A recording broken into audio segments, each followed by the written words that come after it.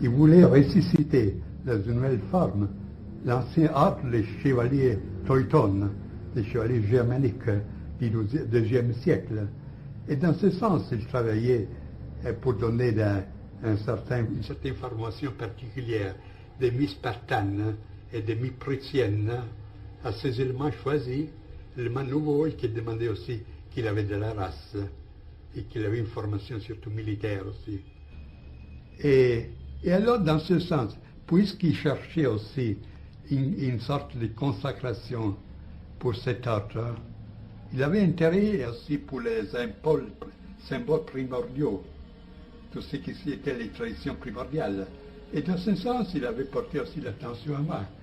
Et j'ai fait des conférences à Berlin, en allemand, pour les chefs de la SS, justement sur ces domaines, sur ces camps tout à fait particuliers, ces domaines tout à fait particuliers.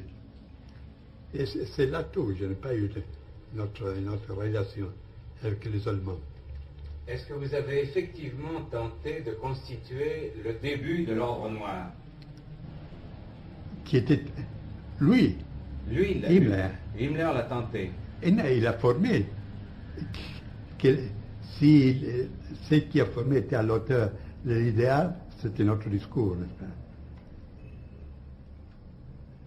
Voulez-vous nous dire quel est votre concept de race et pourquoi vous avez été accusé par vos adversaires de racisme?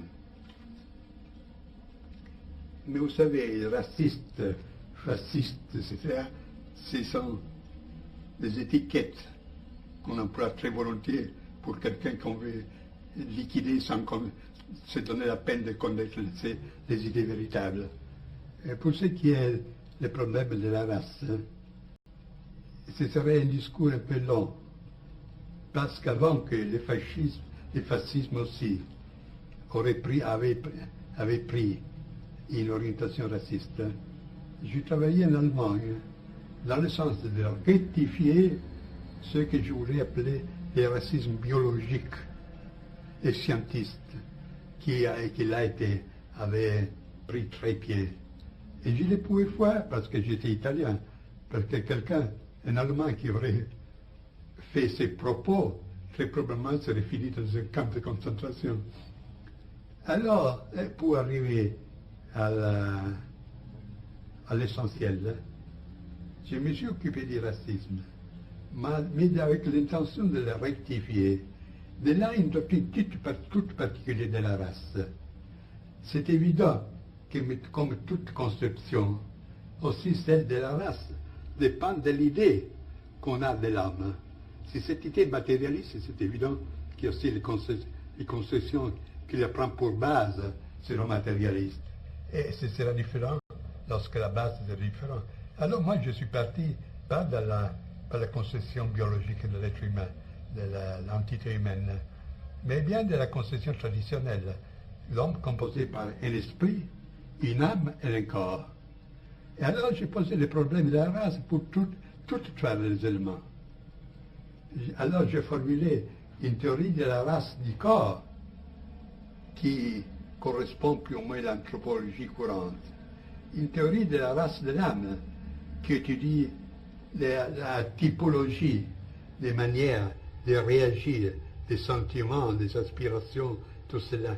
Tout cela peut avoir un style particulier qui peut être aussi caractéristique d'un certain groupe humain. Et au sommet, il y a la race de l'esprit.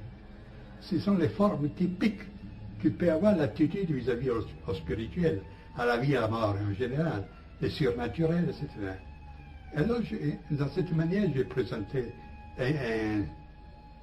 un tableau plus complet, plus intégral du problème de la race.